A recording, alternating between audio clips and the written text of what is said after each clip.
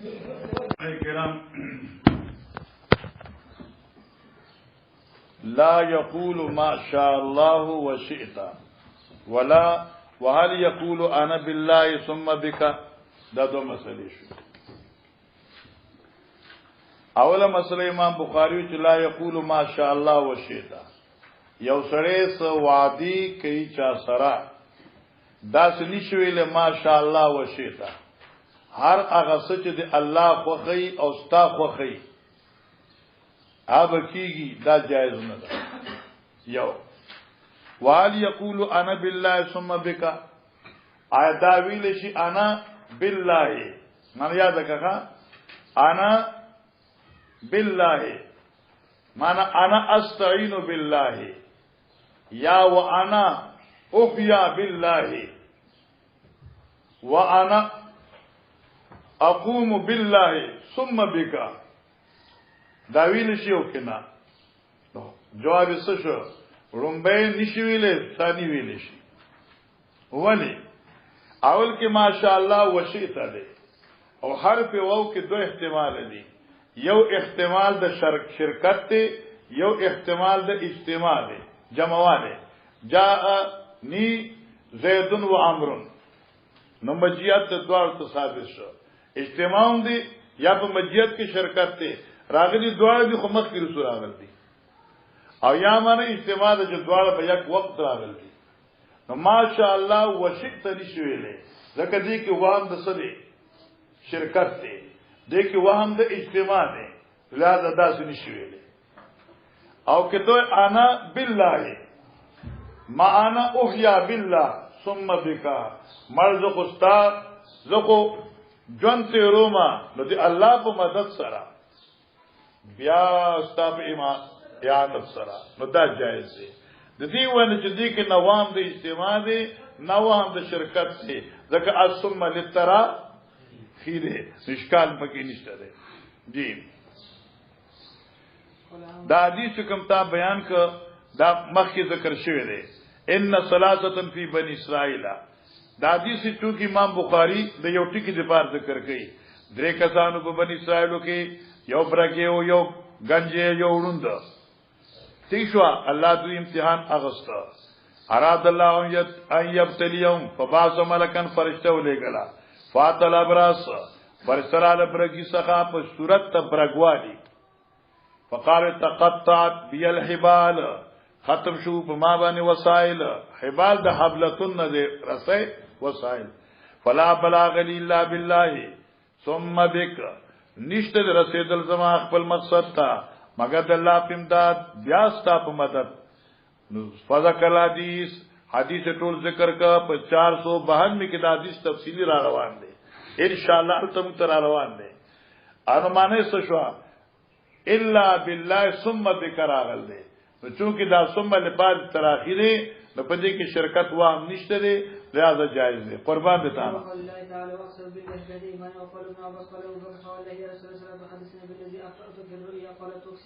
لا تقسم. باب قول الله تعالی، باب د بیان د دې قول د باری تعالی، واقسموا بالله جاد ایمانهم، قسمونه خریدي په الله باندې دغه پنوم پاخه قسمونه. ابن عباس سے وی قال ابو بکر فوالله یا رسول الله، قسم می دی په الله اے د الله پیغمبر، بس فوالله دی پار راوړه، یعنی قسم پنوم د الله خوړل او قسم مضبوط لکه فوالله زما دی په الله قسم. نو دا ویل شي لتحدثني یا لتحدثني، اے د الله پیغمبر لتحدثني خامخا ما ته بیانو کا بالذي اقطعت في الرؤيا، باغسی چې د خوب بیانولو مان خطی شي وا، ما چې تا ته خوب بیانو پای چې مان خطی شي وا، نایګ ما ته سو وایا قال حضرت لا تقسم، قسمونه مخره مانه کې یو خبره بیانې او قسم د چا وختنی راځي قسم مخره چته والله چې داسې والله چې داسې. قال حدثنا قبيصة قال حدثنا سفيان عن أشعث عن معاوية بن سويد بن مقال عن البراء عن النبي صلى الله عليه وسلم التحويل. قال وحدثني محمد بن بشار قال حدثنا ما شاء الله ما شاء الله ما شاء الله ما شاء الله ما شاء الله ما شاء الله قال أمر النبي صلى الله عليه وسلم بإبراء المقسم. وبه قال حدثنا حفص بن عمر قال حدثنا شعبة قال أخبرنا عاصم بن الأحول قال سمعت أبا عثمان يحدث عن أسامة أن ابنة لرسول الله صلى الله عليه وسلم أرسلت إليه ومع رسول الله صلى الله عليه وسلم أسامة وسعد وأبي أو أبي وأبي زما بلارو وأبي أو أبي بن كعب بدی کے تردد دے فقط ابی ذکر کر دے یا ابی بن کعب ذکر کر دے ان ابنی قد احتضرا ماتا سمخ کی ویلو دلتم چکم دے ابن بطاط اغا حاشا ذکر کرے دا چې د زینب دی واقعی ذکر کولو کې راویانو باندې سخت اشتباه راغلی دا چرته ابنی ذکر کوي چرته ابنتی ذکر کوي حالانکہ ابن بیمارو بنت بیمارا نوا چلو فأشهدنا فأرسل يقرأ السلام ويقول إن لله ما أخذ وما أعطى وكل شيء عنده مسلم فالتدبير الأحدث فأرسلت إليه تقسيم عليه مقام وكنا معه فلما قعدنا إليه فأخذ في حجره لك قرد إن ابني قد احتضرشن فاشهدنا دا کلام د بنت رسول دے تاسو جی منکر راشه نو پیغمبر علیہ السلام ولا صبرنامه ولیکلا بچے فلتصبر وتحتسب ها ونفس السبيل قوم فقال عن رسول الله صلى الله عليه وسلم فقال سعد ما هذا يا رسول الله صلى الله عليه وسلم قال هذه رحمة يزعها دا خو اثر د رحمت ته الله پیدا کی پزون دغه چا چې خوښ شي ها بينما يرحم الله من عباده الرحماء وبه قال حدثني اسماعيل قال حدثني مالك عن ابن شهاب عن سعيد بن المسيب عن ابي هريره عن رسول الله صلى الله عليه وسلم قال لا يبوت لاحد من المسلمين ثلاثه نمر دی او مسلمان درې بچي تمسه النار چې بیا ورته ورورسي معنی درې بچي مرشي او دې په صبر وکي الله د جهنم نه ساتي الا تحلت القسم سوا د پورا کولو د قسمنا قران وی او منکم الا واردها کان علی ربک حتما مقضیا صرف اتمام قسم په تور کې زین زیبا ورنه الله بدیلا بچ ساتي قربان ما شاء الله ما شاء الله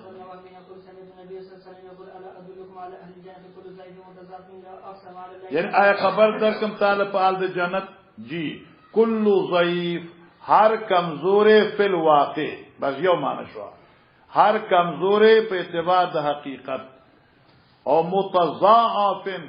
او کمزور غنل شوی له طرفه د خلق چې څوک یو خالی څوک بل خالی او څوک یو فتوا لګي څوک بل فتوا لګي جی والو النار او دوزخیان چې کل جواز هر غوخین دی جواز پیژنې کثیر اللحم هر غوخین خدا نه چې لکه ته موږ ته وګورې دوی غوخینان دي الکه غوخین تا قتل نه دي بعض غوخینان داسې چې په لار رواني دا غوخه داسې دې لکه بیل غوخه ځانګي دلته بیل غوخه ځانګي او خېټه کې شپږ لاري پوښښ کنه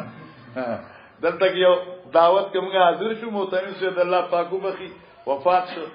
یو سره کو پیژنه تاسو په بیا کینین بیا د بدو سدرته و ادم سره په دعوت کې هغه نو دا خېټه چوا نو ماشاء الله دا که زما دا خېټه چې دا سلوز ده کې لري به یو جوړې ده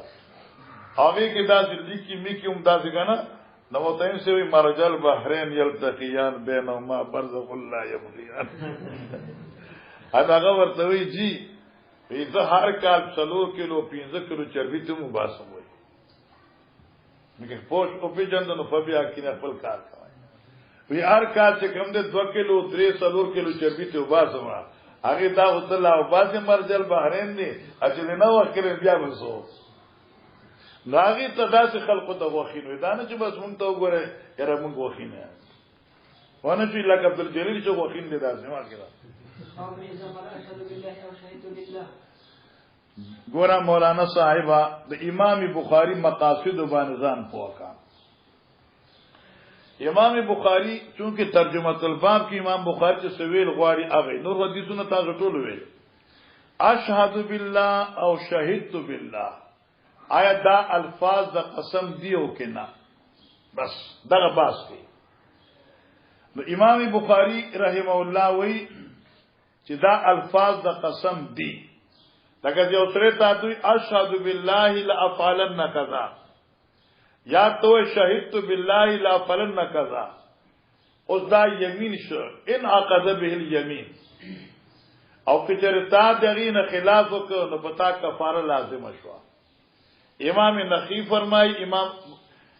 ابو حنیفه رحم الله فرمایي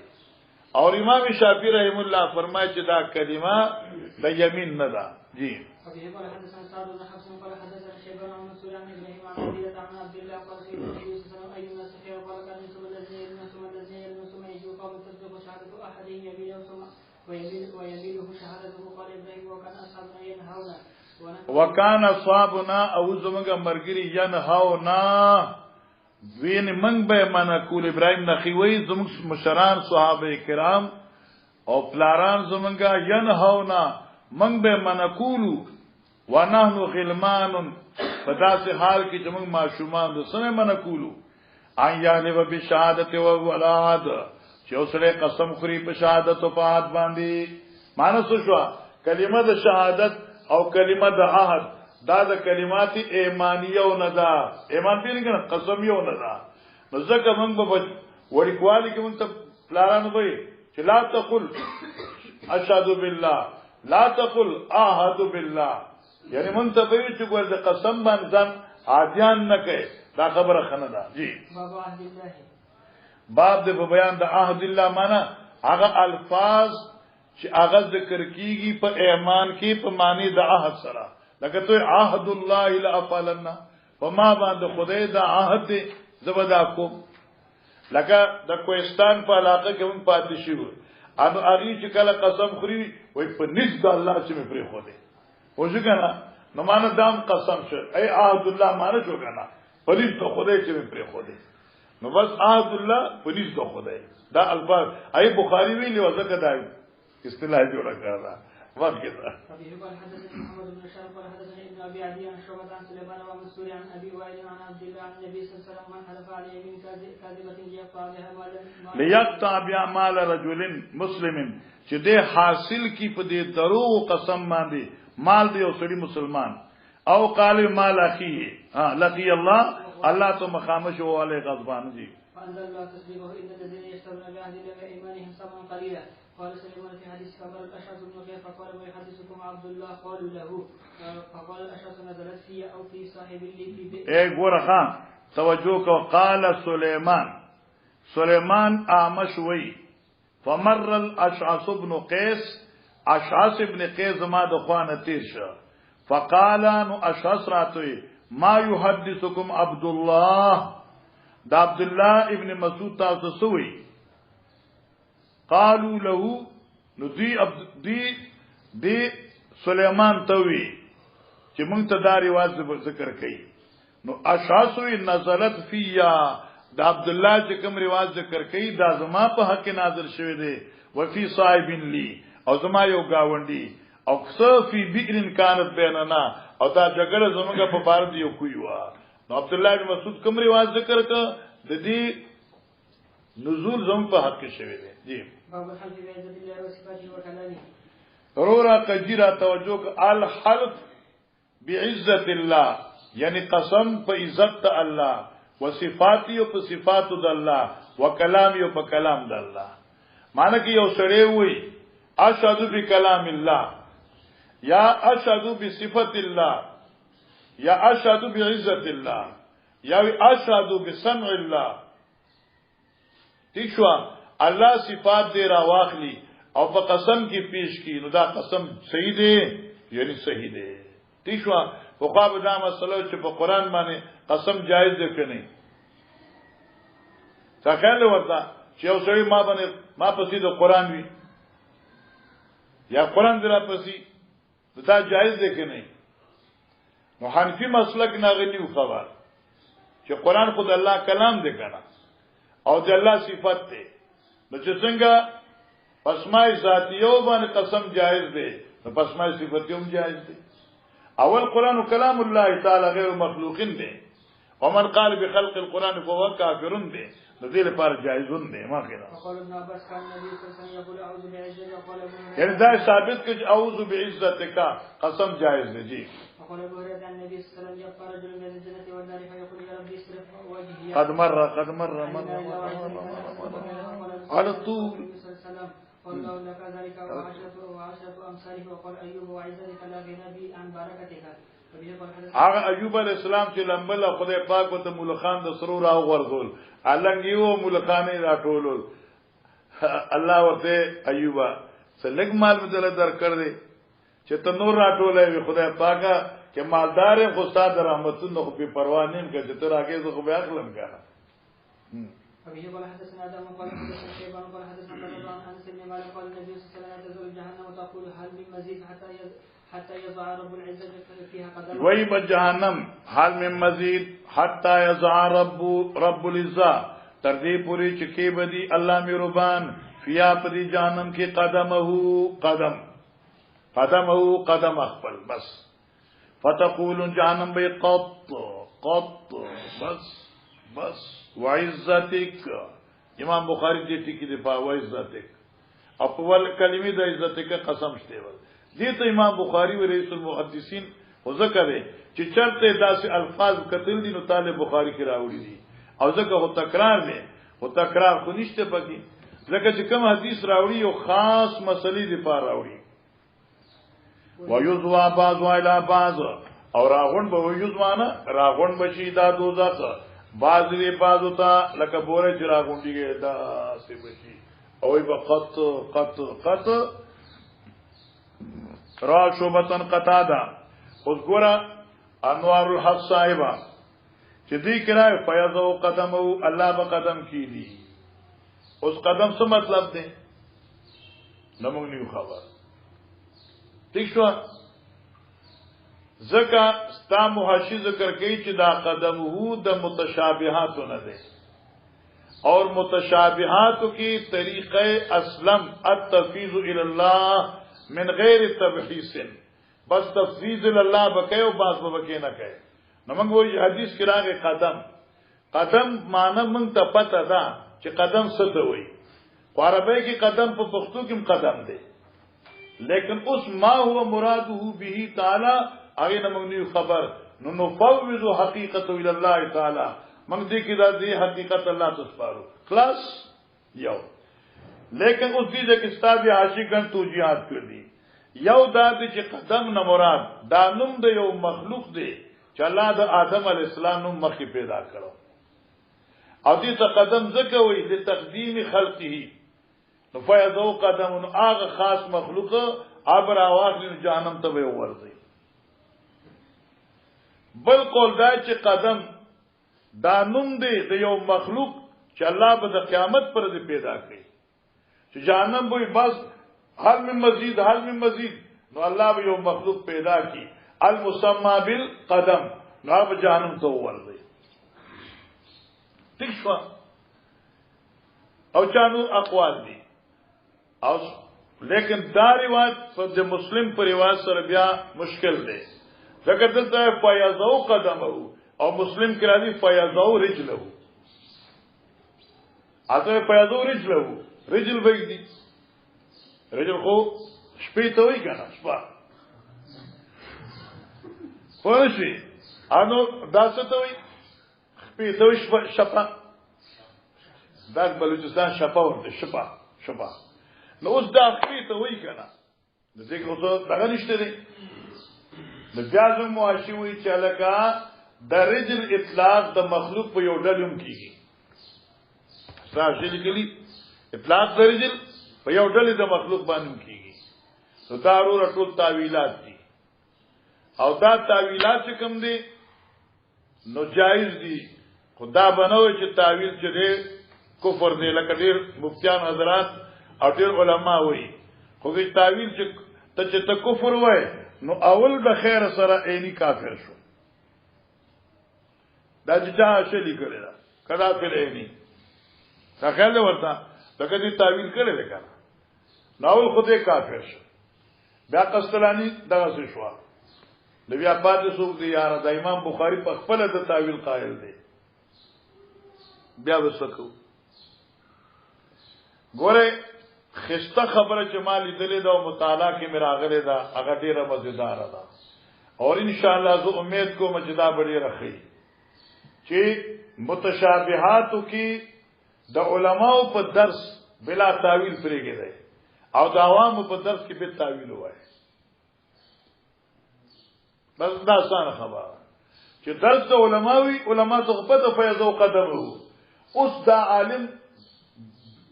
دې ته نه دي چې د خدای پاک اخپه وي او په شان د خپو زمنګ وي یا بسنګ خپي او څومره ګټان وي او څومره ګوتی وي او څومره به طولي او څومره به عرض وي علما په دې کې پاس نه کوي ٹھیک شو نو لہذا التفیض الى الله اسلم او التاویل احکم هغه لپاره دا عوام دي هغه ماته یو ځل ویلو کنه آیا سری چرته آیات واځي بل یدا مبسوطتان د خدای لاسونه فراخ دي دوی ټول په می دا سوچ کو چې د خدای لاس په سمري او خدای خو ډیر غټ دی نو د لاس په سمره غټي بیا به ګوتی سمره غټي ګوتی ټول په می دا سوچ کو زه چې ساره پاز دم چې ما ته وی کنه انا ما ان شاء الله اوس ما مسله حل شو چې التاویل احکم للعوام او التفویض اسلم للعلماء مسله حل شو جی او څوک کنایه عن الغضب فیض قدم کنایه عن الغضب لکه اوسره چې چاته خوځي ورازم در پسې وای نه سمېږي نو کنایه عن الغضب بس کنه څه غواړي دمر دنیا میں در کے واچ نور سو ہے آئی جی خدا پاک بس اب کہے مرا جی قول الرجل لامر الله قول دا انسان چې کله دې قسم خوري او دې لامر الله ما زما دې قسم وی په بقا د الله باندې دغه چې الامر په معنی حیات ته الامر په معنی د بقا سره دې نو قسم می دې په بقا در باندې جائز دی وقال ابن عباس لامرک لا عيشک قسم می دی په جون ستا باندې عن صالح بن ابي شهاب الثقيل حدثنا ستر تجربه فتوی مخیر ها قال حدثنا يونس قال سمعت الزهري قال سمعت عروة بن الزبير سمعت المسيب على كما بن وقاص عبد الله بن عبد الله عن حديث عائشة زوج النبي صلى الله عليه وسلم حين قال لها اهل الافك ما قالوا فبر اهله وكل محدث طائفة من الحديث وقال النبي صلى الله عليه وسلم فاستعذر من عبد الله پوښي یعنی طلب د معذرت کو یعنی مدد کو د وینا د عبد الله ابن سلول نا او دا حدیث قد مر مرارا فلا نعيد لقلة الوقت وضيق الوقت یعنی قسم ملی په الله چې تا وجنما نو معنی دا چې امر الله د الفاظ قسم یو نه ده وبه قال حدثنا محمد بن سلمة قال حدثنا يحيى عن هشام اخبرني ابي عن عائشة لا ياخذكم الله بالله في ايمانكم قالت انزلت في قوله لا والله وبلا والله ګوره دا اول د محدثینو د ایمان اقسام درته ذکر کړی دي ما چې کتاب شروع کاو نو ما درته الته ویلو چې یمین په درې قسمه ده لغوه یعنی غیر ارادي طور باندې الفاظ قسمیه په زبان جاری شي بلا والله لا والله که والله چې خشته چې دې پوښ کړو او چې کنه والله چې زبردست تر دې پوښ کړو او څو والله چې خسته کباب ته راوړو پونه شي نو والله چې خوند کړو نو اوس په دې باندې هیڅ نشته دی او یو د زمين منعقده چې دا قصد زړه دی په یو فعل مستقبل سره فکولو یا په نه کولو لکه دوی والله لا افعلن کذا والله لا اتینک فی یوم کذا دا د منعقده او باغی باندې بعد الحنس فقط کفاره ده و الله اکبر اور یو د یمینی غموس چاغیتا قران کسبت قلوبکم سره وای د دې تعلق د زمانی ماضی سره کذبن عمدن کذبن چې یو کار شي ویني ته چې والله فعلت کذا یاد یو کار کړی وي ته چې والله ما فعلت کذا او دې ته یمین غموس وای دې کې فقط توبه د اکبر الکبائر دی کفاره نشته ولی نشته دا نقطه تا ذکر دا ولی نشته کرمانی وی زکه نشته دی چې دا دمر لوی ګناه دی چې په کفاری نشي پټې دی دا په دینه چې تدری رجوع ساتي چې دې ګنا نه بخلاص شي یا لته مسکینانو ته دوټه مروټه ورکی او تب اخلاص شي نه دا دمر لوی ګناه دي چې په کفارو نه پټيږي دا اکبر الکبائر دی ها په توبې دې چې د شپې را پاسي الله تو جاړي نه الله خبره جناب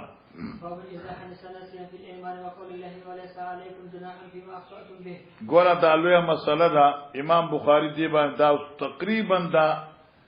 پورا یو نیمه صفحه په دې را روانه کړی دا او احادیث کوم دې ټول مخکې تیر شوی دي یو سره قسم اخري لکه دا انوار الحق قسم اخري او خواکه لکه ناصر مولانا عبد الله سے او دې چې والله لا اکلم هذا الشيخ او بیا ایرشي خیال نه قسم وته او دې ورته یار کله راغلی سوغ راغلی خبره وسره وکړه نو چا ورته چې الکه قسم دې ما څه حانس وي او هو دما خو ایرو وای چې ما قسم کړی نو دې حانس شو کې حانس نشو امام بخاری زور لګی چې دې نه حانس کی ٹھیک شو کنه دې نه ده حانس ذکر رفعان الامه الخطا والنسيان خو فقهاوی چې دې حانس کیږي ذکر چې د هنس تعلق فعل سره ده او دا فعل خوش دي سره واقع مدنو کې نسيانن لا خبر وشو جی ولا تؤاخذ بما نسيت به قال حدثنا خالد بن يحيى قال حدثنا یعنی غریب فینشته نو مزیدار کارونه یم قال حدثنا قتادة قال حدثنا زرارة بن عفان ابي هريرة يرفعه قال ان الله تجاوز لامتي عما وسوست او حدثت به انفسها ما لم تعمل به او تكلم دا ګوره د وسوسه خبره ده د دې امت سره درب خصوصیت ده چې کم شی ستا په دې خیال کې راشي او عزم درجه ته نه رسیدلی ناغه وسوسه ده او هغه غیر محفوظه ده مراتب القصد خمس حاجس ذکروا فخاطر فحديث النفس فاستمع يلي هم فعزم كلها رفعت سوى الاخير ففي الاخذ قد وقع نو عزم کی گناہ شته باقی حادث ته خاطر دی حدیث النفس ته وهم دی نو پدې کی او ذکر شکر واسه چې نبی رسول الله الحمدلله الذي رد امر امتي للوسوسه فبه قال حدثنا عثمان بن الحسن او محمد بن عمرو عن ابن جريج قال حدثنا ابن شهاب يقول حدثنا عيسى بن طلحه ان عبد الله بن عمرو بن العاص حدثه ان النبي صلى الله عليه وسلم بينما هو يخطب يوم النحر اذ قام رجل فقال كنت احسب يا رسول الله كذا وكذا قبل كذا وكذا بس ګور دلته الفاظ دي د حدیث مکتب یعنی زما دا خیالو چې مثلا دا رمی چې دا د ذبح نه رستو ده او ما ذبح مخ یو کړه رمی می اوس وکړه او څه چل بکی جی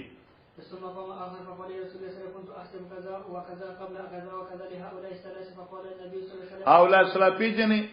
رمي حلق ذبحة جي ولا حرج لهن كلهن يومئذ فمصر إلى يومئذ شيء إلا قال افعل ولا حرج وبه قال حدثنا أحمد بن يونس قال حدثنا أبو بكر وعن عبد العزيز بن رفيع عن عطاء عن ابن شهاب قال رجل من النبي صلى الله عليه وسلم زرت قبل أن أرمي قال لا حرج قال آخر زرت من الطواف زيارت مې وکړه د رمي نه مخکې او دا د کې اشکال نه ذکر د زیارت طواف او د رمی او د حلق او ذبح په مابین کې ترتیب نشته ده حلقت قبل ان اذبح قال لا حرج قال اخر ذبحت قبل ان ارمي قال لا حرج فبه قال حدثنا اسحاق بن مسعود قال حدثنا ابو سامه قال حدثنا عبد الله بن عمرو عن شهيد بن ابي سعيد دا ټول حدیثونه مخکې تیر شوي دي بس عليه فقال ارجع فصلي فإنك لم تصلي فرجع فصلي ثم سلم فقال عليك ارجع فصلي فإنك لم تصلي وقال في ثالثة فأعلمني قال إذا قمت إلى الصلاة فأستغفر الوضوء ثم مستقبل القبلة فكبر وقرأ بما تيسر مع كلام القرآن ثم اركع حتى تطمئن راكعا ثم ارفع رأسك حتى تعدل قائما ثم اسجد حتى تطمئن ساجدا ثم ارفع حتى تستوي وتطمئن جالسا ثم اسجد حتى تطمئن ساجدا ثم ارفع حتى تستوي قائما ثم افعل ذلك في الصلاة. اوس دا حدیث بزان سره نوٹ کې حتی تستوي قائما پدې کې جلسه د استراحت نشته ده ول حدیث يدل على نفي الاستراحه في الصلاه جی وبه قال حدثنا فروة بن ابي المعزاء قال حدثنا علي بن مسلم عن هشام بن عمر عن ابيه عن عائشه قالت هزمت الشجاع فاخذت هزيمه ها ولا وصاحب أي عبادة أخرى فرجعت كلهم قد كانت هي وأخرى فنزل حذيفة بن اليمان فإذا هو بأبيه قال أبي فولد ما حدثوا حتى قتلوه فقال حذيفة فغفر الله لكم قال عروة فولئن وزادت في حذيفة منها بقية حتى لقي الله وبه قال حدثنا يوسف بن موسى قال حدثنا أبو سعد قال حدثني عفو عن خلاسنا محمد عن أبي هريرة قال قال رسول الله صلى الله عليه وسلم من أكل ناسي وهو صائم فليتم صومه فإنه أطعمه الله وسقاه وبه قال حدثنا آدم حدیث دیر رجب ایرنما تیگن قسم نرمات بس آسان آسان قول لے غير مهم قبل أن يجلس فمضى في صلاته فلما قضى صلاته انتظر الناس تسليما فكبر فسجد قبل أن يسلم ثم رفع رأسه ثم كبر فسجد ثم رفع رأسه وسلم به قال حدثنا إسحاق بن إبراهيم سمع عبد العزيز بن عبد الصمد قال حدثنا منصور عن إبراهيم عن قرة عن ابن مسعود أن النبي الله صلى بهم صلاة الظهر فزاد أو نقص منها فزاد او نقص یعنی مازه کې څه کمی راغی یا نقصان زیاتې راغی ها قال رسول الله ابراهيم وهما یعنی زه نیم خبر ابراهيم وهما ام علقما چې لفظ زاد دی او کې لفظ نقص دی ځکه دواړو کې دی نشي کنه یا خو به دا ساو په زیادت کې یا به دا ساو په نسیان کې وي خدا دا او زاد او نقص چې دی وهما ابراهيم دی یا علقما دی ها قال لي رسول الله صلى الله عليه وسلم قصرت الصلاة أن نسيت قال وماذا فقالوا صلي بكذا وكذا صلي بكذا وكذا قال فسجد به سجدتين ثم قال هاتان السجدتان لمن لا يدري زادت حضرت چې دا سیدی وکړي کنه دا هاتان اشاره فقط دی مزپور نه ده معنا هاتان السجدتان دا دو سیدی چې ما وکړي لمن یعنی یکفی لمن لا يدري زاد فی صلات او نقص کہ چانه مسکی زیادت وشو یا نقصان وشو اور تو اس پر طریقے سے تردد دے فتحر الثواب امام ابو حنیفہ زندہ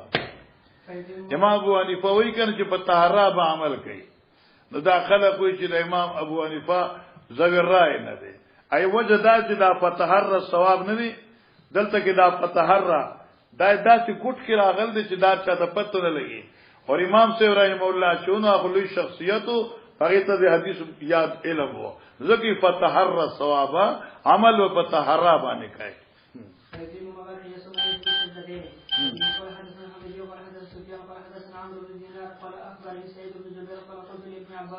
فقال حدثنا أبي بن كعب أنه سمع النبي رسول الله صلى الله عليه وسلم بقوله لا تؤخذ بما نسيت ولا تلهكني من أمر عسرا قال كانت الأولى من موسى نسيان قال أبو عبد الله كتب إلي محمد بن بشار قال حدثنا معاذ بن دا گویا دا محمد ابن بشار هغه سره بندار کاکا دی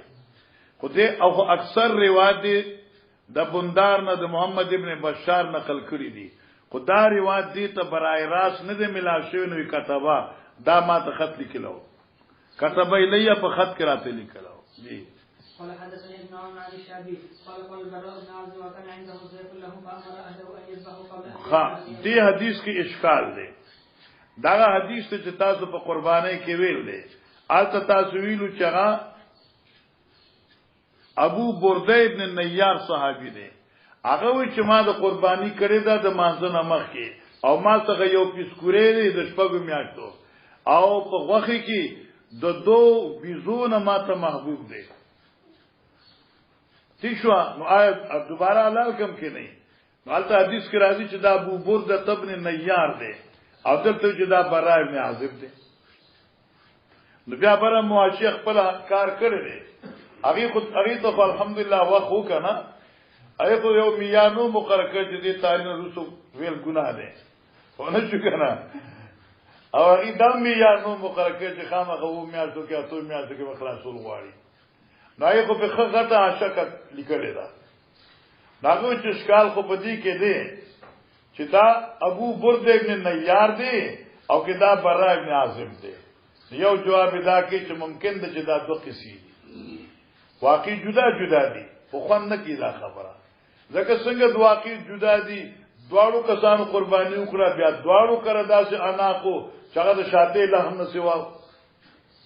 تو خسته خبره ډیره مزیدار دی عاشی او کړه دا او کرمانی کې مالي ظلم ده هغه وی چې براء ابن عازب ځان ته منسوب کړي هم نسبت صحیح دی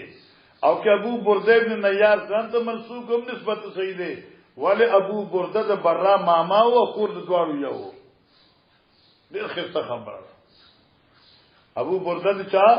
برا ابن عازب ماما او خالو او کور د دوړي یو ځکه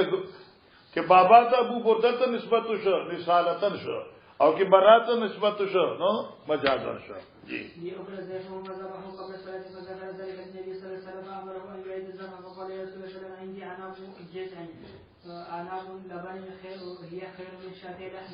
عناق لبن معنی دا یو پیسکوره د پيو سکون کې پيو سکولو والا دی ها او دمره محبوب دی ماتا من شاته لحمن او دمره سرب دی چې دو بيزونه پکې غوغه سیواله بس وکه د دې ته ابن عوف چې بکل دا رواج ذکر ک په شاته لحم ته چې بغرسید یقف فی هذا المکان عن حدیث الشعبی نو حدیث شعبی په دقه سے ادرو بس مخبا بل څه کې نه وي ويحدث عن محمد ابن سیرین بمثل هذا الحديث او دی احمد ابن عون چې دی و دا حدیث ذکر کو د محمد ابن سیرین نه په مثل دغه روایت شعبی ويقف في هذا المكان دیوم دلته ودرید چې شاته لحمن پوری د دواړو استادانو په دې روایت ذکر ک مخکې به سنوي ويقول بیا به چلادری نیم خبر ابلغت رخصت غیر املا چا دا رخصت ما او طالب پاروم دیو کنا جواب سره نه ٹھیک شو زکه چې د ماز اجازه چا د پارني شو د کال نه کم دی رواه ايوب عن ابن سيرين عن انس عن النبي صلى الله عليه وسلم ابي قال حدثنا سليمان بن حرب قال حدثنا شعبة عن الاسود بن قيس قال سمعت الجندب وقال شهدت النبي صلى الله عليه وسلم صلى يوم عيد ثم خطب ثم قال من ذبح فليبدل مكانه ومن لم يكن ذبح فليذبح بسم الله او دا دلیل چې فليبدل مكانها چې شګنا معلومه شو چې احناف کوئی قرباني واجب ده نو یقینا واجب ده جی باب د په بیان د مزمت یمین غموس یعنی د دروغو او قران ولا تتخذوا ایمانکم او مگر ذو خپل قسمونه دخلن بینکم سبب د غدر او سبب د خیانت په مزه خپل کی فتزل قدم بعد ثبوتها شوبه کوي قدم د انسان اسلام د قبل اولنا فذکل کوال نه په اسلام باندې یعنی خیانتونه مکوای الى قول تعالی عذاب عظیم دخلن معنی بخاری کے مکرن و خیانتن جو دخلن اے مکرن و خیانتن جی قال حدثنا محمد بن مقاتل قال حدثنا اخبرنا النضر قال اخبرنا شعبة قال حدثنا فراس قال سمعت الشعبي عن عبد الله بن عمرو عن النبي صلى الله عليه وسلم قال الكبائر الاشراك بالله وكفر والدين وقتل النفس واليمين الغموس وباب قول الله ان الذين يشترون بعهد الله وايمانهم سواء بس ګوره انوار الحق محترم دي زنه مسله بخاری شروع کی اوسه پورې ایمان مسله وا ایمان معنی دا چې الکه الفاظ د ایمان کم کم دي بیا چې یو سړی قسم خوړ په نسیانن حین سو کنه دغه سو حکم دی اوس مزمت ذکر کوي د قسم ماتولو یا مزمت ذکر کوي په قسم باندې پیسو او د اجرت اغستلو مثلا گزارو شو دی وقوله ولا تجعلوا الله عرضة لإيمانكم الآية عرضة لإيمانكم ٹھیک شو مگر دوی نوم د الله دال لپاد خپل قسمونو امراد ایمان نه ما علیه الایمان دی ولا تشتروا بعهد الله ثمنا قليلا الآية وقوله وأوفوا بعهد الله إذا عاهدتم ولا تنقضوا الأيمان بعد توكيدها دی وبه قال حدثنا موسى بن اسماعيل قال حدثنا ابو عوان عن الاعمش عن ابي وائل عن عبد الله قال قال رسول الله صلى الله عليه وسلم من حلف على يمين صبر هر هغه چا چې قسم خوړ په یو قسم دروغجن باندې پکلکا ليقتطع بها مال امرئ مسلم چې حاصل کی په دې قسم دیو مسلمان مال لقي الله علی غضبان الله تو مخامخ شي په داسې حالت سره په ناراض وي فضل الله تعالی تصدیق ذلك ان رضي الله بعد الله من سمن قليلا الى اخلاته فدخلت الى شخص بن قيس اشعث ابن قيس راغي فقال ما حدثكم ابو عبد الرحمن تاسو ابو عبد الرحمن چې د حدیث بیان کړ عبد الله بن مسعود فقالوا شاګردان قضا وقضا ذات ما نو فقال اشعث ابن قيس في انزلت دا زما په کراغل دي کان لی بیرون فیاض ابن عمرو لی وزما یو کې پزمکه د ترزوی زما فاتح رسول الله صلی الله علیه وسلم رالو نبی علیہ السلام څخه ما دې په دې مکه کې دا پیزما دي فقال حضرت بینتک یعنی احذر بینتک راوړه په خپل داوی باندې گواه ځکه البینۃ المدعی دي والیمن علی من انکر دي او دا دلیل حنفیانو شو بینتک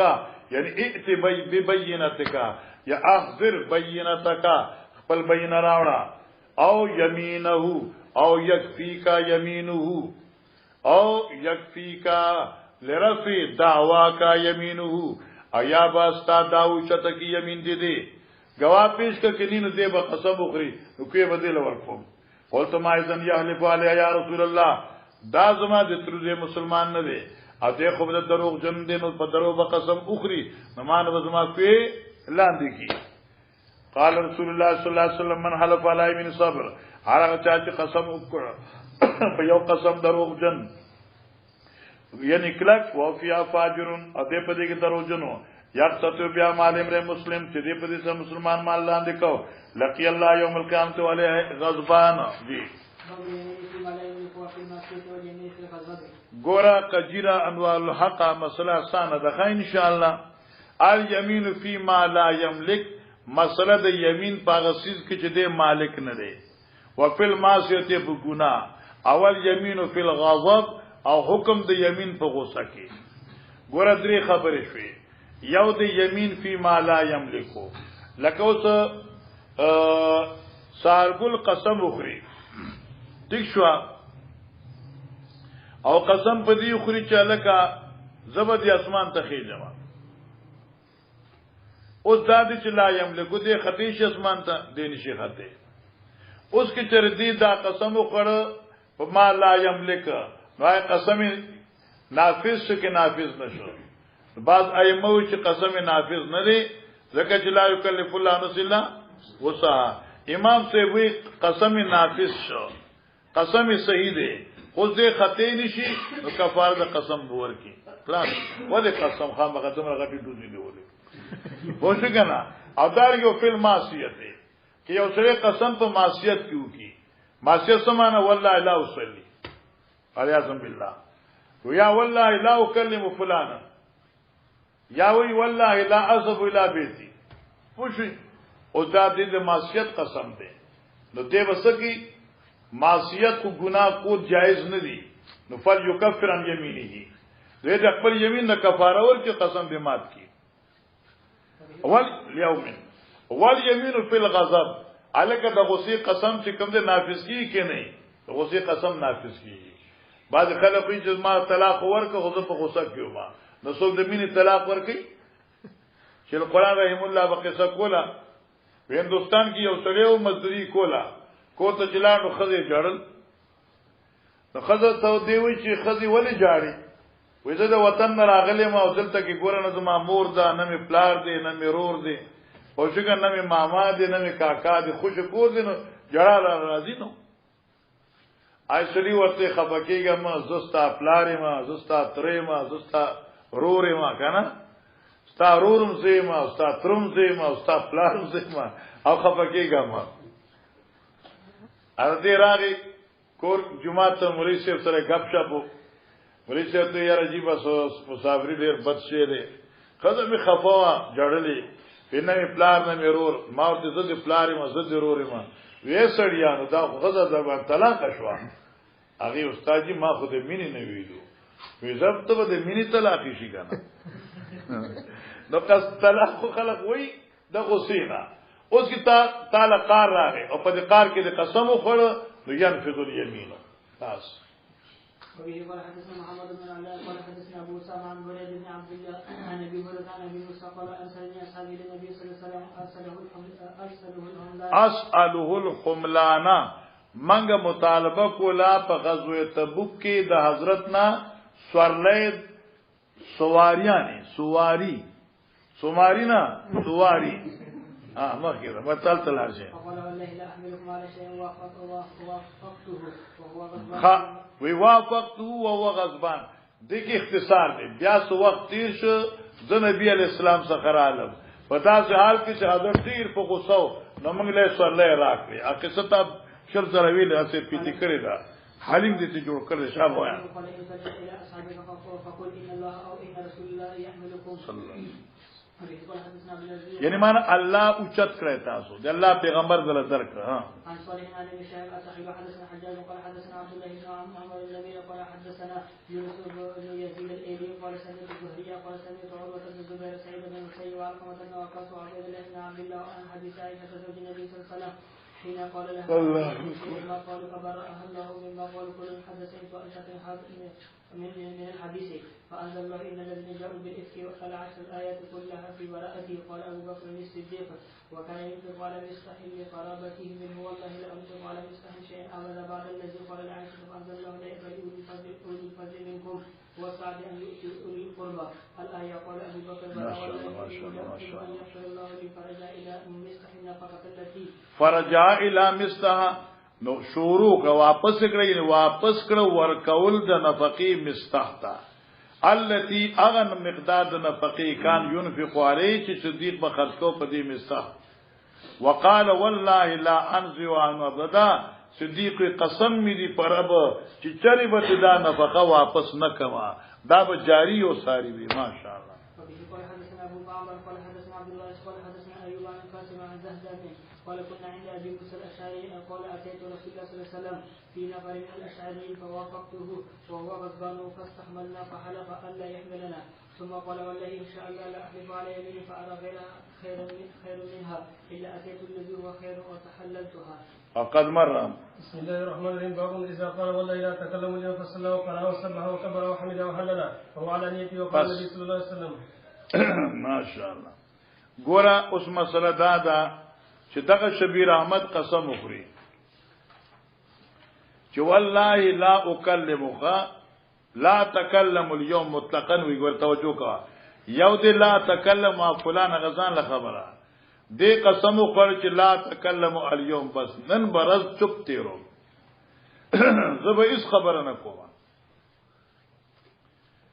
اوس دا قسم چې دی خوړو کې دی موسکی قران ولی تسبیح او تعلیل ذکر او فکر کوي نو آیا دی به حانس کیږي او کې دی به نه حانس کیږي د بعض علماء کرام فرمایي چې فهو علی نیته دی توجه دستا علی نیتی معنی دا شو الکه کې جردی د کلام نه مراد غیر د تسبیحاتنا غیر د منځنا غیر د تلاوتنا اغسطی او دا کلام نه مراد کلام ما احد الخلق وی نو مراد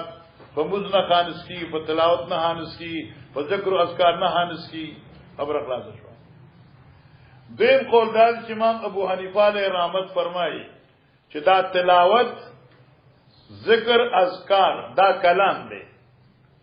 نو چې په موږ کې کوي نو نه خانس کیږي او کې د غیر د مانځنی نو دی به خانس چې موږ کې الحمدلله رب العالمین نه خانس کیږي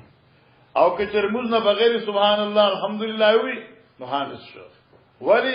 ځکه حدیث کې راځي چې دا کلمې الله رضی خوخي دي او دا هم کلام دی کنه لہذا دې په دې حانس ولا تکلم اليوم فصلى مزق وقرا وصبا وكبر وحمد الله او الله نفوالانیتی دې دانیت معتبر دی په نیت عرفي باندې فنیتی عرفی باندې ٹھیک شو مولانا اوس نیت عرفی څه دی الکه نیت عرفی باندې شي نو په عرف کې دې ته کلام نه وي اوس لکه تلاوت کې انو موږ الکه د عبد الوارث کوي وې تلاوت دانو چې خبرې کوي کته اوس تسبیح اړه اته سبحان الله عبد الوارث کوي ذکر کوي نو دې ته پورو کې څوک متکلم نه وي لہذا نہ حانس کیږي عند الجمهور امام سے مسلک یو قول یو دادے چې فی الصلاۃ لا یانسو وخارج الصلاۃ یانسو جی وقال النبي صلى الله عليه وسلم سبحان الله سبحان الله الحمد لله ولا اله الا الله اكبر وقال ابو سفيان یعنی مطلب دا چې اربعون افضل کلام دی دا کلام کې افضل دی نو معنی دا کلام دی ها تعالوا الى كلمه سواء بيننا وبينكم عثمان تعالوا الى كلمه نو قران تر الله کلمه ویل نو کلام دی جی لا اله الا الله. وبه قال حدثنا ابو اليمان قال اخبر الشيباني الزهري قال اخبرني سعيد بن المسيب عن ابي قال لما حضرت ابا طالب بن الوفاه جاءه رسول الله صلى الله عليه وسلم فقال قل لا اله الا كلمه احاج لك کلمتون چې دا یو کلمه کامله ده احاج لك بیان الله الله په دربار کې به طالبات شفارس کوشش کوما احاج جګړه کوم یعنی کوشش وکوما پکلا کبا الله اکبر. وبه قال حدثنا قتيبة بن سعيد قال حدثنا محمد بن فضيل قال اخبر عمارة بن قعقاع عن ابي زرعة عن ابي هريرة قال قال رسول الله صلى الله عليه وسلم كلمة خفيفة على اللسان. دا ګوره قطب دا حدیث راغی په دویم ځل باندې او دلته قتيبه راوی دی او دا لکه ما د امام بخاری درې زیادات په بخاری کې راوړي زهير قتيبه او احمد جلو. تقول هذا الفيلم من حبيبة إلى الرحمن سبحان الله وبحمده سبحان الله العظيم. وبه قال حدثنا موسى بن اسماعيل قال حدثنا عبد الواحد قال حدثنا الأعمش عن شقيق عن عبد الله قال قال رسول الله صلى الله عليه وسلم كلمة وقلت أخرى من مات يجعل الله ندا وادخل النار وقلت أخرى من مات لا يجعل لله ندا وادخل الجنة باب من خلفاء ألا يدخل على أهله شهرا وكان الشهر 29. اے ګوره دام تا مخ کې ویل دا ټول تکرار دی یو سره قسم اخري د خذن الهو کی چې لا اقربک یو کنا او چې یو میاش او ته دا میاش د 29 ورځې پس ته 29 نه ډیرا کوشي او خبره شروع کی نو آی حانس او کې دې بار په یمین شو ځکه دا خو 29 ورځې دي نو معنا دې حانس نه دی. نبی اسلامي دې جو یو میاش بیبیان نه بایکاټو او په 29 را کوشو حت مشروبینا حتی اشیاء به ورته چې تا قسم کړو دی میاشتي ان خو یو کم دې دغه یو رس مارمستا حضرت نیک بخت نن دې میاش پورا شو کنه دا میاش 29 وکړه جی. وبه قال حدثنا عبد العزيز بن عبد الله قال حدثنا سليمان بن بلال عن حميد عن انس قال قال رسول الله صلى الله عليه وسلم من نساء وكانت انفكت رجله فقام في مشربة 29 ليلة ثم نزل فقال يا رسول الله صلى الله عليه وسلم قال لك الشهر فقال ان الشهر يكون 29 باب ان حلف ان لا يشرب نبيذا فشرب طلالا او سكرا او عسيرا لم يحنس في قول بعض الناس ولست هذه بانبذة عنده. تا نظام شمه مشوالی سرکار توجه کوا ان حلف الله یشرب نبیذا کی یو سړی دا قسم خوړه چې زب نبیذ نس کوا اوس نبیذ هغه شربت ته وی چې د اوسکو نه او د کجورو نه جوړ شي آیته نبیذ التمر وی فشربت لا ان وسکرن یا فشربت لا او سکرن او اسیرن بیا دی اس کا تلا ان سشے شیر انگور تلا آغا شربت د انگورو آغا سنگا چی سوکی مسلس شی او سوکی چی منصف شی لکه مثلا سلور کلو اوبوی او تا پکی انگور واچول آغا او خود کول تر دې پورې چې دوی سي والوتی او دوی سي پاتې شي دا منصف شو یو مثلث دی د معنا درې سي والوتی یو پاتې شو یا یو پات لاړه درې سي پاتې شو نو هغه ته وی طلا سو شیره انگور وسکرن اور خواګه کجوري دی په بو کې واچولي او دا اوبچ کم دی دی اوبو کی خوګواله پیدا شو اور نشه پیدا کړه او اسیرن یا اسیر الانب دی نو حانس کې حانس نشو نو دیوی چې لم یحنس دی نه حانسی اوس توجه کوه خان مولانا صاحبہ دلته انصاف خبره کوه اے شبیر احمد قسم او قرچ لا شرب نبیذا نبیذ تمرکم توي آغا اوبا چې کجوري پکې واچي او اوبو کې خوګواله پیدا شي جمودم پکې نی راغله او سکرم پکې نی پیدا شوه نو دې ته نبیذ وای او دې قسم خو چې نبس کم نبیذ او دې شیره انگور اس کا یادی سکر اس کا یادی اسیر انب اس کا حانس کے حانس نشا ولا لم يحنس دنا حانسیږي فی قول بعض الناس وینا د بعض خلقو نه مراد څوک دی احناف دي خو په دې کلام باندې باس دی چې دا امام بخاری چې بعض الناس وي د توصیف د قول امام ابو حنیفه کوي یا تردید د قول امام ابو حنیفه کوي د کې اختلاف دی یو قول دا دی چې مراد تن توثیق دی رد نه دی توثیق دی توثیق پوښوي معنی دا امام بخاری وایي چې صلات نبی زنوي سکرتا نبی زنوي اسیرتا نبی زنوي نبی اطلاق په دې باندې کیږي هر کله اطلاق د نبی په او نش نو دې حانس نش نو توثیق راغی په قول د امام ابو حنیفه صاحب مرګته ولا وکړه او صاحب دې عاشقم د قسمی خو بعضی کتابو لیکي چې د رد کې د امام صاحب باندې امام صاحب رد کې معنی امام وایي چې تلا سکولو سره نه حانسيږي حالانکه هغه خو نشاور شه دي نمنګ وایي چې ته په مطلب د امام ابو حنیفه په نه شوي موږ وایي چې هغه نبی فقط هغه دي چې خلوت پیدا شي او سکر نی راغله هغه په پیغمبر پاک مسکله نو ته عام شربت پنشو ول برابر ہے یا موږ دا جواب کوو خو چې دا جواب وکړي چې توثیق دی نشکار ختميږي او ستا پاشي کې ابن بطال دغه قول لیکل دي او ته بیا ځان له وګوره مخکې د طالب جانا حدثنا علي سمعت عبد العزيز بن ابي حازم قال اخبرني ابي صاحب بن سعد ان ابا وسيد صاحب رسول الله صلى الله عليه وسلم عرس فدعا النبي صلى الله عليه وسلم لعرسه فكانت العروس خادمهم فقال دا مخکې تاوي دق ناوي نو دی خدمت کو خان هل تدرون ما سقط قال ان قال له تمر كان يكميا شميا زباني خبر فسقط اياه وبي قال محمد بن مقدم قال اخبرنا مطلب كارين اور اسماعيل بن ابي خالد عن الشعبي عن ابن مدان بن عباس عن رسول الله صلى الله عليه وسلم قالت ما لنا شاة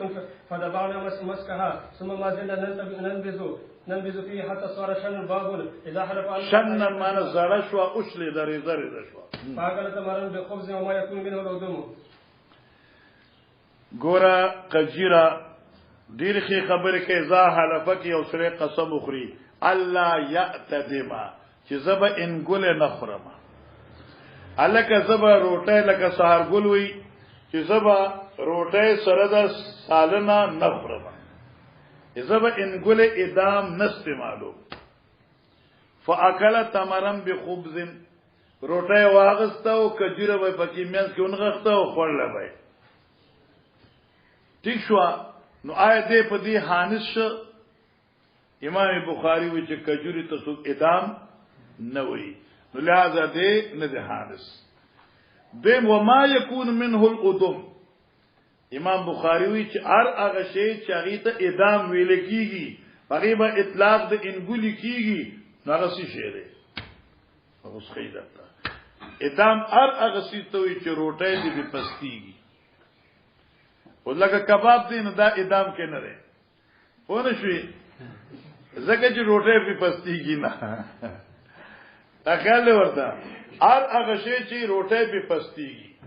لکه تیل شو زیتون شو چټنی شو چرګ شو ټماټر نه ډک شو ورشو کنه دا څه چې دې ته ادام ویل کیږي جی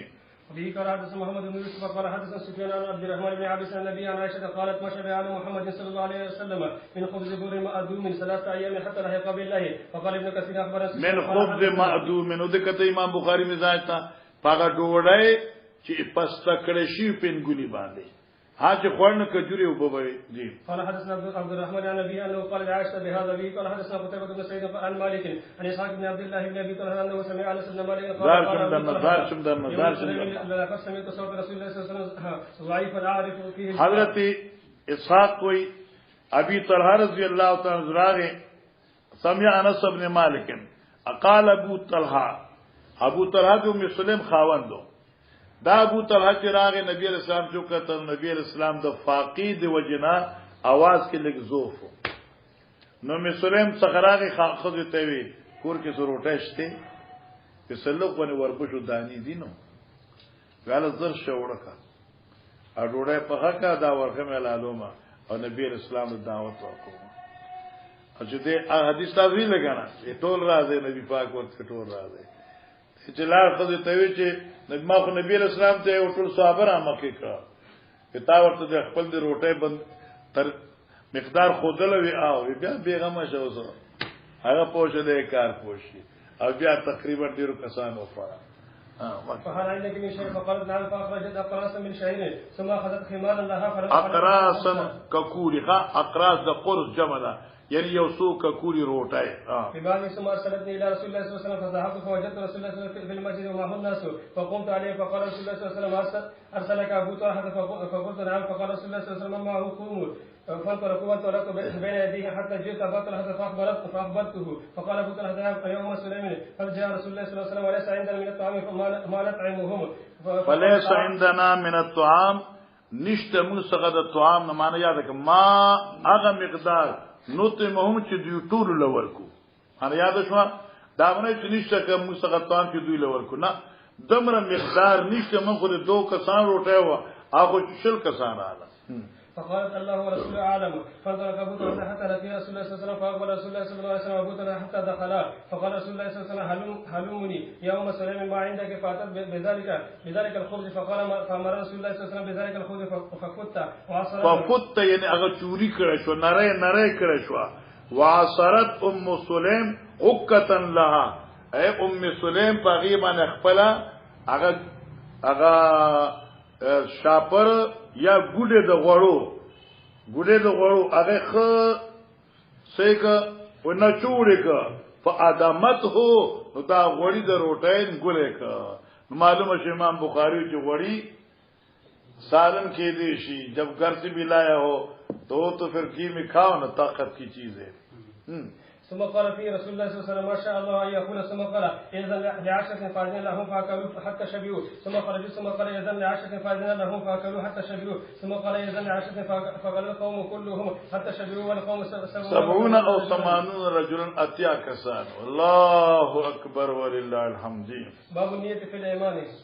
ګور اعتبار د نیت ته فل ایمان په ایمان کې ایمان څه ته وي قسم ته وي اذا کا شبیر احمد عثماني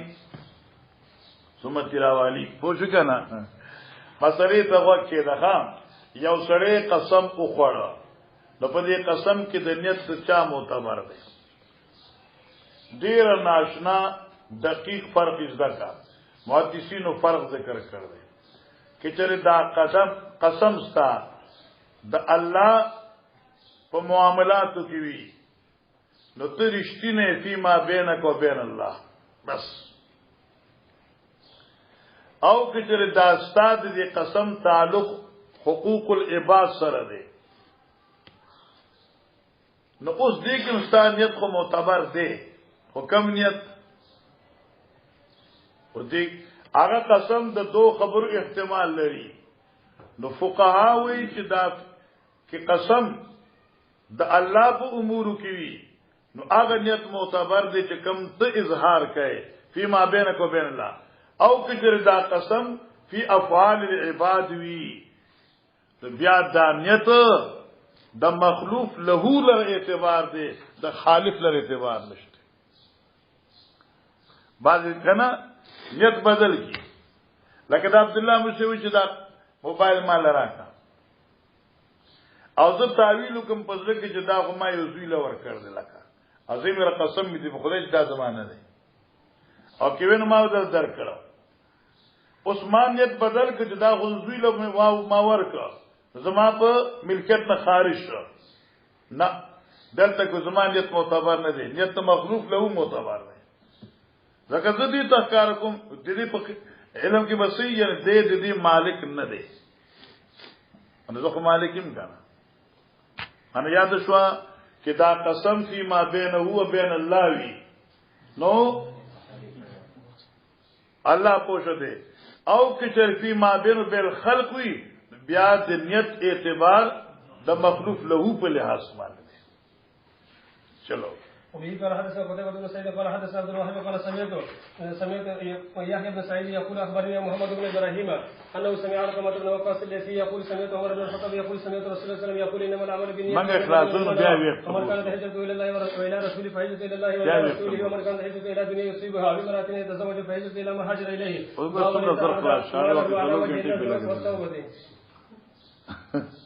یو ملت کی خلاص چلتے په څلور غنټې لګول دا کار دې کنه خلاصي مخکې دا باب اذا احد ماله على وجه نظر فتوبه. ګورا مولانا شبیر احمد عثماني سیوا اذا احد مالو على وجه النظر کہ یو سړی خپل مال هدیه کوي په طریقې د نظر یا په طریقې د توبې جائز دی او کنا اے جائز دی او دا هبه نافذه ده او کنه ده دا هبه نافذه ده او کنه نافذه نه ده. امام بخاری رحم الله فرمایي چې دا نافذه ده او په دې کې واقع دغه صحابي ذکر کوي د کعب ابن مالک صاحب چې کله دای توبه قبول شو باقي عرض وکړي یا رسول الله سما یو مال دی او الله په نامه هغه خیراتی ورکوما او دې خوشاله چې ما توبه قبول شوه دا حضرت خدا جی. وفي قال حدثنا احمد بن صالح قال حدثنا ابن وهب قال اخبرني يونس سالم بن شهاب قال اخبرني عبد الرحمن بن عبد الله بن كعب بن مالك وكان قائدا كعب من بنيه حتى عمي قال سمعت كعب بن مالك في حديثه وعلى ثلاثه الذين خلفوا فقال في اخر حديثه ان من توبه معنا بعضي فسبب د قبل دود توبې زما داده ان خلیا من مالی چې زلا سراخ کم د خپل د مال نه صدقه الى الله ورسوله الله رضا دې پاره او د پیغمبر تابعداري دې پاره. فقال النبي صلى الله عليه وسلم امسك بعض مالك فهو خير لك. باب اذا حرم طعام وقوله يا ايها النبي لما تحرم ما احل الله لك تبتغي مرضات ازواجك وقوله لا تحرموا الطيبات ما احل الله لكم. ګورا طالب جانا دو خبرې دمانه یو دادی چې یو سره د حلال رزق نه حلال رزق پزان حرام کی تو دا به ایمان کې داخليږي او کې نه. امام شافعی سے فرمایي چې فقط تحریم د حلالو یمین نه دی سو پوری چې دی حلفتو نیوي او دل پر دل په دیم نمبر حدیث کرا دي د دې باب دیم حدیث کې الته لفظ د حلفتو راځي. و اما امام ابو حنیفه علیه الرحمت هغه وی چونکه تحریم د حلال او یمین دی دی لپاره کلمه د حلفتو ضروری نه ده چې یو سړی وی چې والله لا اکلو یا لله علی حرام معنا دا یمین شو بس کہ حلفتو ویلی او کنی ویلی او الحمدللہ دا احناف دا قول دا مؤید بکتاب اللہ تعالی هم دے. یا ایو النبی لما تحرم احل اللہ لک تبتغی مرضات ازواجک واللہ غفور رحیم قد فرض اللہ لکم تحلت ایمانکم. حالانکہ پیغمبر کو حلفتو نہیں ویلی قرآن کی خنشت حلفتو حدیث کی حلفتو دے نمانگے نفس تحریم دا حلال یمین دے نو کتاب چې قسم می دی په خدای چې په ما د دا روټه حرام شي لکه بیا دی خوړه نو درې روزي بساتي طالب جانا خیر دی قسم دې ما جی. به قال حدثنا حسن بن محمد قال حدثنا حجاج بن ابي جريج قال زعمت انه سمع عبيد بن عمير يقول سمعت عائشه تزوم ان النبي صلى الله عليه وسلم كان يوم عند زينب بنت جحش ويشرب عند عسل فتوسط انا وحفصه ان ايتنا دخل عليها النبي صلى الله عليه وسلم فتقول اني اجد ريح مغافير اكلت مغافير فدخل على احداهما فقالت ذلك له فقال لا بل شربت عسلا عند زينب بنت جحش ولن اعوذ له فنزلت يا ايها النبي لما تحرم ما احل الله لك الى قولي ان تتوب الى الله لعائشه وحفصه. وإذا سأل النبي صلى الله عليه وسلم إلى بعض أزواج حديث لقولي بل شربت عسلا وقال إبراهيم بن موسى عن هشام ولن أعود له وقد حلفت فلا تخبري بذلك أحدا. باب الوفاء بالنذر قد حلفتنا امام شافعي رضي الله عنه. باب الوفاء بالنذر وقوله ګور علماء کرام صلاح امت د باب پړمبه خبره کې مونږ ویلو چالکا نظر منل جائز نه دي نظر منل اولا نه دي ذکر دي کې انفاق په نامه د الله مشروط کیږي لکه ته چې ان شفیت مریضی نو فلکا من الدراهم کذا وکذا نو ته الله سره شرط انفاق کوي نو دا جایز نه دی لیکن که چرتا داسې شرط ومنه نو تا باندې ایجاب د شرط لازم شو نو الوفاء بالنذر معنی پس ته منلو د نظر نه وفا لازم ده ولی وقوله تعالی او زګه چې دا الله بارک تعالی یوفون بالنذر ويخافون يوما كان شره مستطيرا. وبه قال حدثنا يحيى بن صالح قال حدثنا فلان بن سليمان قال حدثنا سعيد بن الحارث انه سمع ابن عمر يقول اولم تنهوا عن النذر ان النبي صلى الله عليه وسلم بس دیبا حاشی پدیم کلام کر دے ابن عمر اولم تنهوا عن النذر تاسو نظر نه منع کړی شي نو دې څنګه حدیث کې خو ممانعت ته نظر نه راغله ار بیا وروي چې ورپسې حدیث کې راغل دی کړه ان النبي صلى الله عليه وسلم قال ان النذر لا يقدم شيئا ولا يؤخره انا یادک نظر نمکی کې یو شی د تقدیر نه او نه رستو کې یو شی د تقدیر نه کته چې زما دا بابا جوړ شو او زه به غواړم علومه استاد بابا مرګ په تقدیر کې لیکلی نو لس سنگان استاد بابا مرګ نشي رستو کوله لا يقدم شيئا نظر تقدیر نشه نشه مخی کوله ولا اخر نه رستو کوله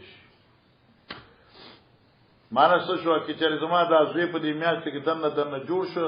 زبا غواړه نو ما ان النظر لا يقدم شيئا استاد بچی په دې میاشت کې جوړېدل ني استاد دا نظر مخی کوله نشي داوي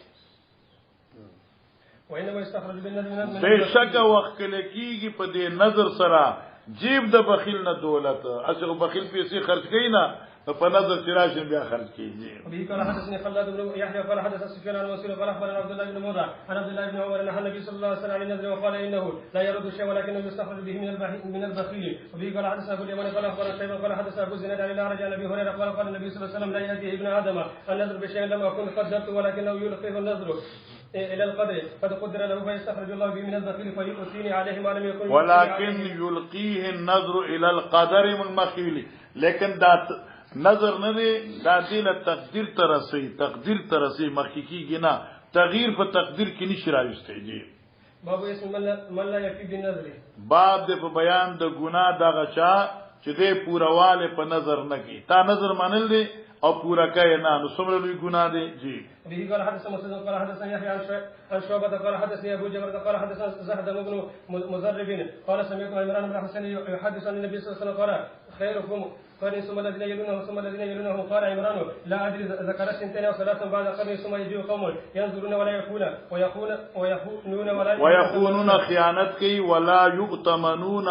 اور امانتداری نشي کوله ويشهدون او دوی گواهی وکي ولا يستشهدون طلب د گواہی به نشي کېده ويظهر فيهم السيمان او اخکار به شپای کی شړپار د غوخو یعنی وخواله شړپار غټ ډېری غوخي باب النظر في الطاعه ومان فقط من فقط معنا باب د په بیان د نظر منلو په تابعداري د الله دلته نظر معنا کې یو سره وي چیرا لله علیا ان اصلي 10 رکعات قبل الزوال وجای هر هغه نظر چې په طاعت طرف وي دغه ایفا لازم ده ور هر هغه نظر چې په معصیت کې وي نو ایفای نشته. جی به قال حدثنا ابو نعيم قال حدثنا مالك قال حدثنا عبد الملك عن القاسم عن عائشة عن النبي صلى الله عليه وسلم قال من نذر ان يطيع الله فليطيعه ومن نذر ان يعصيه فلا يعصيه. باب اذا نذر او حلف الا يكلم الانسان في الجاهليه ثم اسلم.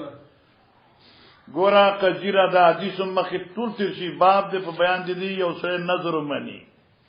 یا قسم خوړه چې زبا خبر نه کوم دی فلان کی سړی سره دا قسم او نظر په جاهلیت کې وو ثم اسلم بیا د مسلمان شو نو آیا په دې باندې افاد د نظر واجب ده که واجب نه ده؟ ٹھیک شو. امام احمد ابن حنبل وی چې دا په دې باندې واجب ده. اسلام نه مخکې نظر منله اوس د مسلمان شو ایفا په لازم شو. ٹھیک شو.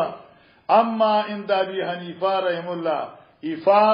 دغه نظر جاهلیت په واجب نه ده البته حضرت عمر ته د حکم نبی استحباب نو جی. وبه قال حدثنا محمد بن مقاتل قال اخبرنا عبد الله قال اخبرنا عبيد الله بن عمر عن ابي عن ابن عمر عن عمر قال يا رسول الله صلى الله عليه وسلم نذرت في الجاهليه ان اعتكف فنزلت في المسجد الحرام قال اوفي بنذرك باب من مات عليه نذر وامر ابن عمر امراه جعلت امها على نفس صلاه بقباء فقال هر هغه سړی چې مرشي او پاغي باندې نظر وي نو آیا دغه و قضا کیږي او کنا دا مثلا من کتاب الصوم کې ویلا کې دا نظر مالی دی او وصیت کړی نو ایفا لازم ده او کې دا نظر بدنی دی نو ایفا لازم نه ده او کې چېرې وصیت کړی نو بیا د پیسو نه مال او د دولت نه ده جی. وی امر ابن عمر امراتن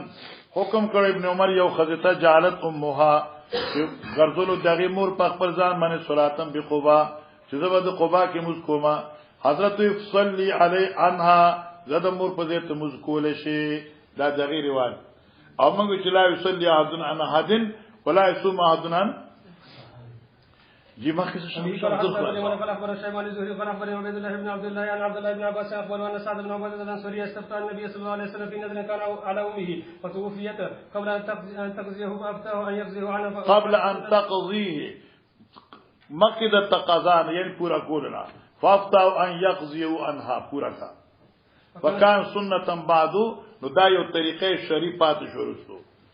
وبه قال حدثنا ادم قال حدثنا شعبة عن ابي بكر قال سمعت سعد بن جبير عن ابن عباس اتى رجل النبي صلى الله عليه وسلم فقال له ان اختي نذرت ان تحج وانها ماتت فقال النبي صلى الله عليه وسلم كان عليها دين لو كان عليها دين کې چستا په خور قرضه وي نو آیت به قرضه ول اخلاصول وي او بفقد الله الله قرضه ادا کا فهو حق بالقضاء دین د الله ډیر حقدار جی خلاص کی جی. باب نظر فی ما لا یملک و فی معصیته نظر فی ما لا یملک او په معصیت کې امام ابو حنیفه وی چې نظر نافذ دی او ته کفاره ورکړي جی. ابي قال حدثنا ابو عاصم عن مالك عن طلحه بن عبد الملك عن ابي القاسم عن عائشه قال النبي صلى الله عليه وسلم من نظر ان يطيع الله فليطيع ومن نظر ان يعصيه فلا يعصي نو نافرمانی باندې کوي او ابن بطال وی چې نافرمانی باندې کوي قال به کفاره شته ها. وبه قال حدثنا مسدد قال حدثنا يحيى بن حميد عن ثابت عن انس عن النبي صلى الله عليه وسلم قال ان الله لغني عن تعذيب هذا نفسه وراه يمشي بين ابنيه وقال دا تمخ کتاب الحج کې چې بابا روانو دو زامنو باندې الله سيخو وسکي بابا نظر منل دی الله ته نبي پروا دی قسم دې مات کی او پیادل دي جی. عن حميد حدثني سبيل عن انس وفيه قال حدث ابو عاصم عن ابن جريج عن سليمان الاحمر عن طاووس عن ابن عباس ان النبي صلى الله عليه وسلم راى رجلا يطوف بالكعبه بزمام او غيره فقط هو اے دو کسان ناس تو یو بلته پوریا چولو مخ حدیث دې څه حضرت کټ کړو. وفيه قال حدث ابراهيم بن موسى قال اخبر هشام عن ابن جريج اخبره قال اخبر سليمان الاحمر ان طاووس اخبره عن ابن عباس النبي صلى الله عليه وسلم مر وهو يطوف بالكعبه بانسان يقود انسانا بخزامه في انفه یو څه لګیدلو خپل انسان ته په پوزي ته پړیا چول سره په راځه. فقد عن النبي صلى الله عليه وسلم بيده ثم امره ان يقود بيده. وبه قال حدثنا موسى بن اسماعيل قال حدثنا وهيب قال حدثنا ايوب عن كرمة عن ابن عباس قال بينما النبي صلى الله عليه وسلم يخطب اذا هو برجل قائم فسال عنه فقالوا ابو اسرائيل چې دې قسم خوړلو او دی ویلو چې ان يقوم ولا يقود ټول رزبن ولارم کینم بنا ولا يستذل سود نور کې بین سوري ته نظم ولا يتكلم ولا يصوم روجي خبري بنکم روجي بساتم. نبی اسلام مر فليتكلم ځکه معصیت ته خبري بکای وليستذل ځان له عذاب نور کې سوري لبزي وليقود او کینا ها وليتم الصوم او روجا نظر دروجي ساعت نه پورا کا شابه. قال عبد الوهاب قال حدثنا ايوب عن كرمة النبي صلى الله عليه وسلم باب من نظر يصوم اياما فوافق النحر بالفطره. وبه قال حدثنا او مطلب دا چې تا ایام را لپکی نو آی پدی کې بده روجا ساتي او کې نه بساتي بعضی ائمه چې افاد نظر بکی نو وړي کې اختر له اختر کې بروجي ساتي. احناف علما وایي چې نه دا ایام منهیه دي نو دې بد دي روجي و نخري یا روجي و ماتي کې دا او بخري او د دې په دې بیا قضا راوړي جی قال حدثنا فزر بن سليمان قال حدثنا موسى بن عقبة قال حدثنا حكيم بن ابي هريره الاسلمي انه سمع عبد الله بن عمر رسول الله الرجل نظر الا ياتي عليه يوم الا السوف فوقف يوم اضحى وفطر فقال لقد كان لكم في رسول الله اسوه حسنه لم يكن يصوم يوم الفطر ولا لم يكن يصوم يوم الفطر والاضحى ورکی اختر دلو اختر وجيب نصاتي جی ولا يرى صيامه به قال حدثنا عبد الله بن مسلم قال حدثنا يزيد بن زريع عن يونس عن زياد بن جبير قال كنت مع ابن عمر فساله رجل قال نزلت ان اصوم كل يوم 3 او 4 ما عشت فوافقت هذا اليوم يوم النحر فقال ما نذر من لو زبر وجساتم كل يوم 3 و 4 یعنی منگل اور بدھ سوچ ز ژوندین چې کله منگل بودی زما بروجي فوافقت هذا الايام يوم النار دا خو دې اختر رضی منگل بدھ فقال امر الله بوفاء النذر الله خوې چې ول يوفون نذورهم لیکن ونهینا او حضرت من منع کړیو ان نصوم یوم النحر روزه بنساتی فعاد علیه دا روزه په دوباره کړه فقال مثله لا يزيد ما ذکر